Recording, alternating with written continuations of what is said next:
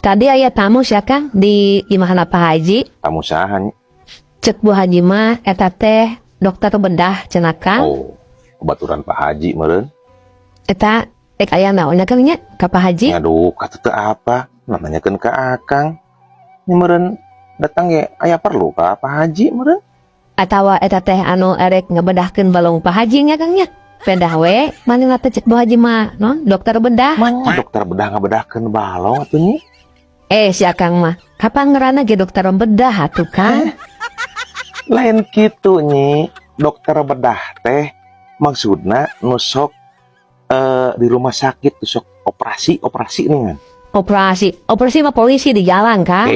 Lain operasi eta mah di jalan atuh. Maksudnya operasi teh di rumah sakit anu sok ieu non teh ngabelek nih kan. Nya jauhanan kena belek mah cileuh. Ulah sok mere keterangan aya sakirana Akang teh apa mah atuh Kang. Atuh jika nanyakeun ka ditu. Nanyakeun ka Akang atuh.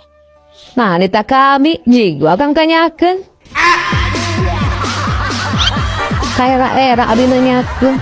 Akang surat tanyakeun ka ditu. Nah, kamu kena tah abi.